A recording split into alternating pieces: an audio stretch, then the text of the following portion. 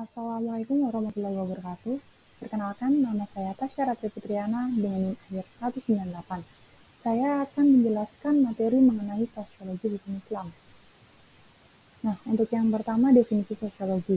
Definisi sosiologi ada banyak dari para ahli, yang terutama dari Vanessa Marjan, yakni ilmu yang mengkaji struktur sosial dan proses sosial beserta berbagai perubahan yang terjadi di dalamnya. Dan definisi hukum secara garis besar yakni seperangkat aturan yang sudah ditetapkan dan disahkan oleh pemerintah untuk mengatur perilaku masyarakat. Dan sosiologi hukum itu sendiri menurut Sujono Sukanto yakni suatu cabang ilmu pengetahuan yang secara analitis dan empiris menganalisis atau mempelajari hubungan timbal balik antara hukum dengan gejala-gejala sosial lainnya. Dan definisi sosiologi hukum Islam adalah secara garis besar yakni suatu ilmu sosial yang menjelaskan mengenai adanya hubungan timbal balik antara perubahan sosial dengan penempatan hukum Islam. Objek kajian sosiologi ada 7. Yang pertama ada hukum dan sistem sosial masyarakat, yang kedua persamaan dan perbedaan sistem hukum, yang ketiga sifat hukum dualistis, yang keempat hukum dan kekuasaan, yang kelima hukum dan nilai-nilai sosial budaya, yang keenam kepastian hukum dan kesebandingan, dan yang terakhir hukum sebagai alat untuk mengubah masyarakat. Selanjutnya, hukum dan kenyataan masyarakat. Nah, perubahan sosial merupakan segala perubahan pada lembaga kemasyarakatan dalam suatu masyarakat yang mempengaruhi sistem sosialnya, termasuk nilai, sikap, dan perilaku di antara kelompok masyarakat. Selanjutnya, yuridis empiris. Nah, pendekatan yuridis empiris yakni pendekatan yang dilakukan dengan langsung pada objek penelitian yang hendak diteliti guna mendapatkan data informasi yang diperoleh dari studi lapangan.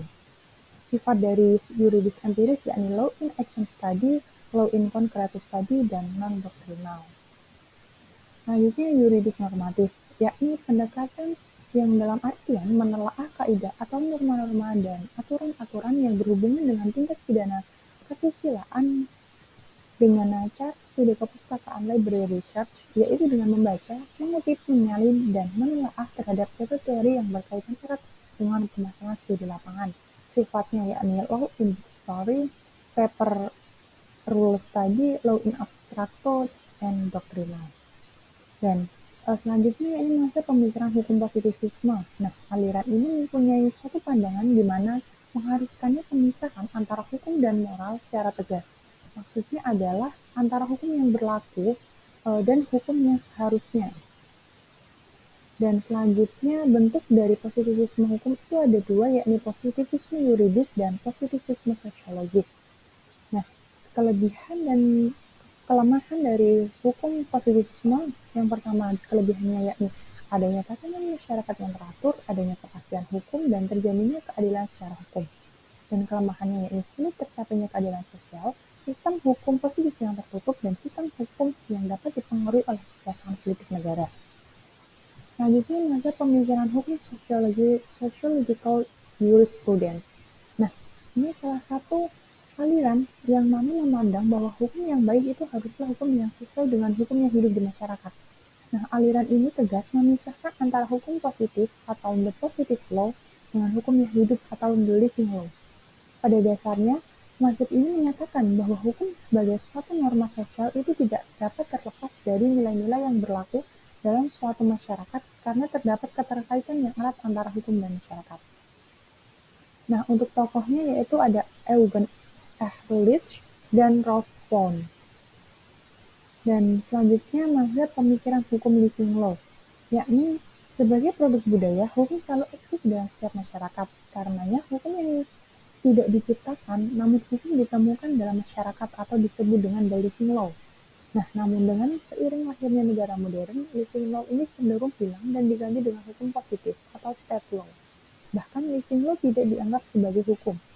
Namun dengan demikian, dalam sistem hukum Indonesia, living law ini masih diakui dengan batas-batas tertentu seperti pengakuan terhadap masyarakat adat dan hak-hak tradisionalnya, dan pengakuan hak ulayat dan sebagainya.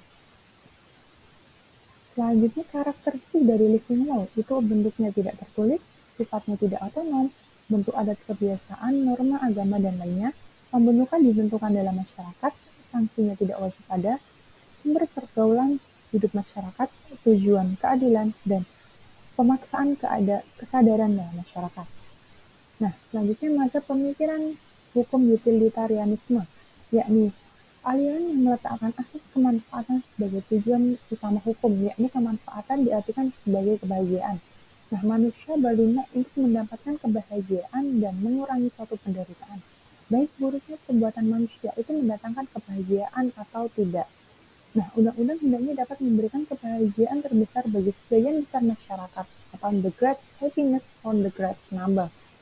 Nah, tugas hukum yakni memelihara kebaikan dan mencegah kejahatan, serta memelihara kegunaan.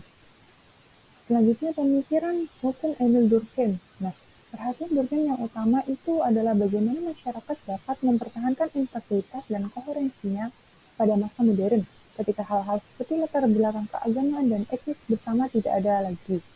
Untuk mempelajari kehidupan sosial di kalangan masyarakat modern, Durkheim berusaha menciptakan salah satu pendekatan ilmiah pertama terhadap fenomena sosial. Fungsi pendidikan menurut Durkheim yakni memperkuat solidaritas sosial, mempertahankan peranan sosial, dan mempertahankan pembagian kerja. Dan selanjutnya pemikiran hukum Ibnu Khaldun, yakni dalam mengabankan teori asabiyah. Nah, dalam konteks sosiologi, Ibnu Khaldun itu membagi masyarakat menjadi 3 tingkatan. Yang pertama primitif, yang kedua pedesaan, dan yang ketiga ada masyarakat kota.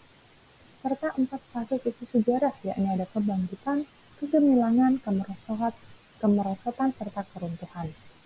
Dan pemikiran hukum menurut Max Weber, yakni dalam karya Max Weber dalam sosiologi agama mulai dari esai ketika Protestan dan semangat kapitalisme dan berlanjut dengan analisis agama Tiongkok.